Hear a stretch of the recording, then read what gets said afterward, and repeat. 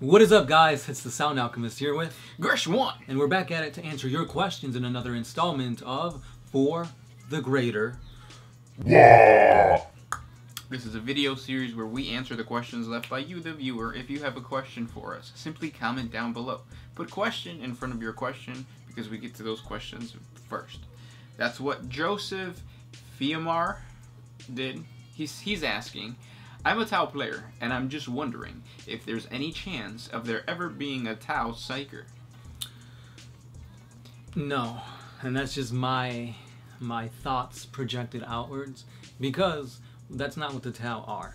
They're meant for their long-range shooting, they're meant for their technology, and they're not meant to wield Psyker powers. Yeah, so basically in a tabletop perspective, they don't, yeah, they have the range. They don't need that extra turn for Psykers. Right.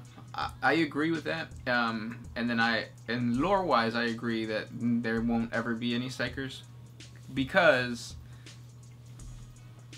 the Farsight has had that demon blade for a very, very long time. How long has he lived? He's lived like at least 3 times as long as a regular Tau would have. Yeah, and he has not seen any taint of chaos whatsoever.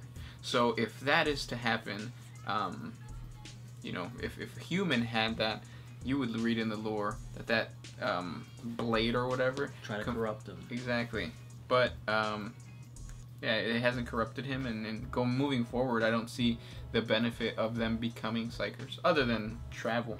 Right, warp travel or something like that. But that is where Nolan gates, I think they're called, will come into play. I'll do a 40 facts video on that later. Nolan gates? Nolan gates. I used to know a dude named Nolan. What happened to him? He's trapped behind some gates. Next question. This one is by Adam Njostrom. If you guys were orcs, who's saying we're not, which clan would you guys hail from and why? What? If we were orcs, where would we be from? Like, what clan? Oh, what clan? I would definitely be... Well, it depends on how I'm feeling that day. Either Blood Axe, which is like the military ones with the Storm Boys and whatnot, and the camos. So yeah, camouflage stuff. Yeah, I'm gonna choose that one. All right, I'll go with the Bad Moons because that's all that's popping into my mind right now. Because yellow. Yellow makes a friend kind of mellow. There you go. Next question comes from WolfDragon12. What would happen if Tyrion had a shower? Yuck. He would clog up the tub. Next question. Arvalig of Arthedain. Do you guys know of any books that go into details on the guard battling the zombie plague? Ooh, I know there are some, but they're escaping my feeble mind right now. Yeah, you guys read way more than we do. Well, the books from the Black Library. The novels. So, comment down below and help this guy out. Just read the comments. Our guys are pretty good at picking out the books. This question comes from Garin Evans. Which Space Marine chapter badge would make the best tattoo? I was thinking about getting the Blood Angels or the Death Guard. What's the Death Guard? Death Guard, that's Nurgle. That's what's popping right now. But what is it? What do you mean? Like, what's the badge? Oh, it's like I want to say it's like the 3 little circle things with like the. Oh. Yeah. I don't think that would make a good tattoo just because it's not symmetrical.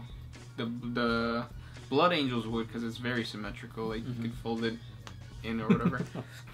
Get the sights of the Emperor's badge, and I'm not just saying that because I just saw it like a day ago.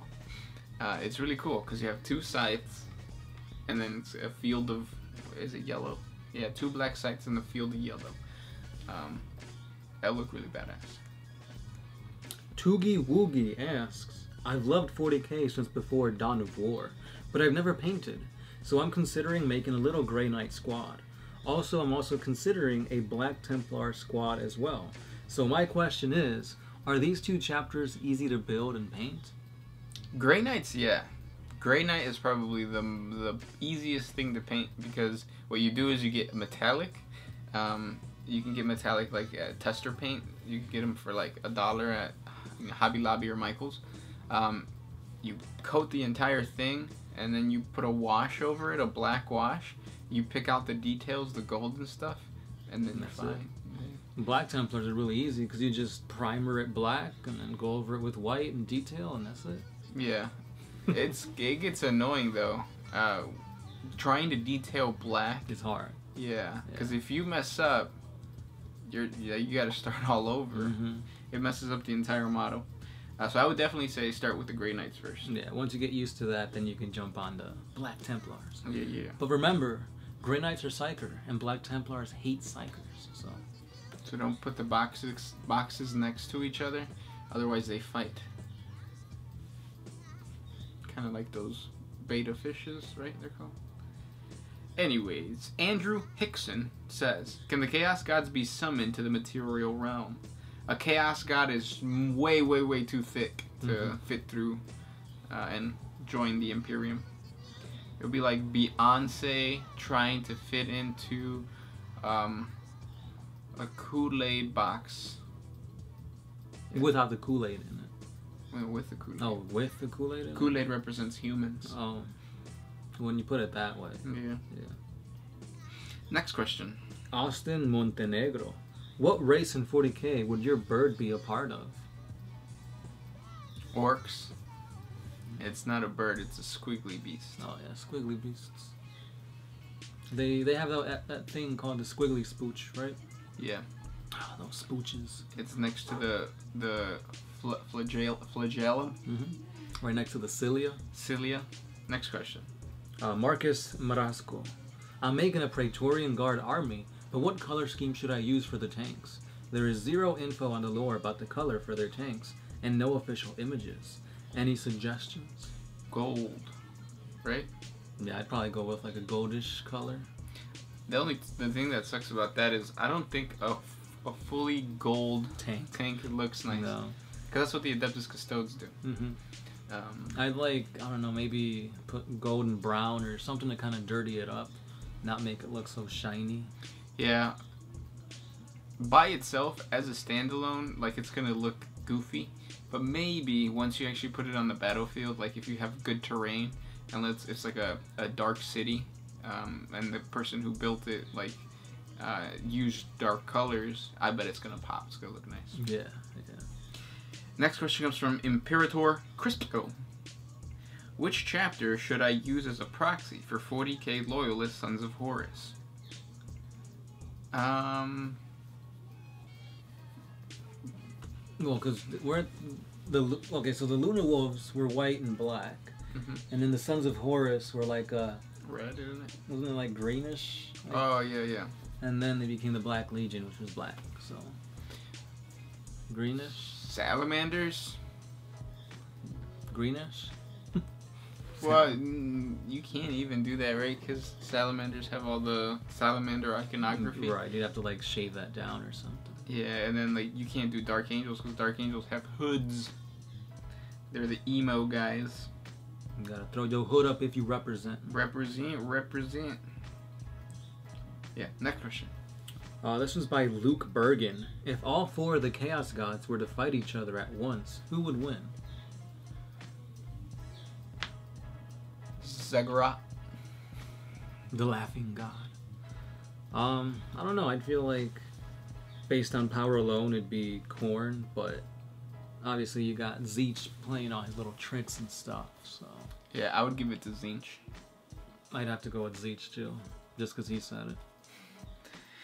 Steve C. If they fail to kill off Slaanesh, but still retain a significant amount of power, is there a chance that they redirect their energies to free Isha from the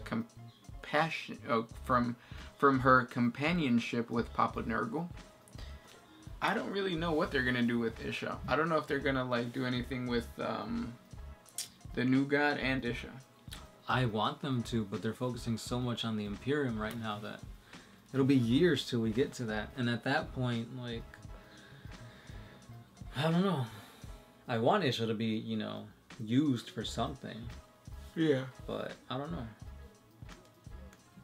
The Ranadandra, the end of times, that's probably when she'll come up again. Yeah. Next question. I have one from Luke Bergen. If all... Oh, you said... You already did that one. This one comes from Xenoplays. Will Eldar have their own demons of Ined? I mean, other than the Incarn? No. By demons... Well, because he's not a chaos god, it's an elder god. Yeah. And elder gods don't have demons that follow them. Yeah, exactly. They have avatars, but there's already an avatar of Iniad. Yeah, and he does have his own, like... Following? Yeah, right? Yeah. So, yeah. Next one is by Dragon Punch 903. How can the Tyranids adapt to their enemies? Is it rapid evolution? Or is it like, once the battle is over, then the hive mind learns? Isn't it like both? Yep. So basically, yes, at the end of the invasion, they take everything and put it into those vats. Yeah, liquefying pools. And then those vats absorb all that information or whatever. But then also just rapid, like, tactics, I guess you could say. They adapt to the tactics. So if you know you're a Tau player and you got range, then they're gonna try to adapt a way to like burrow underneath you so that they can pop up. And right. Actually, speaking of that, there's a battle where the Tau were using a bunch of plasma weapons to beat down the Tyranids, and they sent all their Gaunts forward. And as the Gaunts were dying, they were being liquefied, and the new Gaunts were have tougher carapaces to withstand that plasma tech. So the Tau had to switch tactics, and I think they used like missiles and rail rifles and stuff. So yeah, it sucks. But yeah, Tyranids learn pretty quickly. Yep. Next question. I have one from Zonic Nexus. Can you do a reaction on the Warhammer 40k Bloom animation? What's that? Bloom? This is Bloom, yeah. Was it the Love Can Bloom? Because I haven't seen any animation on that. Let us know what you're talking about in more detail. And last question. Last one is by... I have one that's in all bold. By House Targaryen. As an Eldar player, do you believe the Eldar will ever return to some kind of glory? Like a small empire or something. The craft world of Bialtan is trying to reform an Eldar empire. No. They're dying. And I think this new god is going to be a curse to them. Because even though he's the god of rebirth, he's also the god of death. So, he's going to have to kill someone, which is the Eldar, in order to bring them back. Right. I think it's kind of like what Eldrad Ulthran was trying to do. He was trying to kill all the Eldar to revive this god and kill Slaanesh and get all the soul stones and all their souls back. But again, if you're going to kill the whole race, why? Is it even worth it at the end? Yeah. And those were the questions for this week. Thank you so much for sending them our way. If you have more questions for us, comment down below. If we didn't answer your question this time, comment it once again, because we do this 3 times a week, so we get triple the chances of answering it. And as always, we do have a Patreon, Instagram, Twitter, Facebook, and that's it. Snapchat. We got Snapchats, guys. We send butt pics. Fake pics. And yeah, that's all the time we got. He's Gersh1. I'm the Sound Alchemist. We are Woodmine Syndicate, and we are out of here.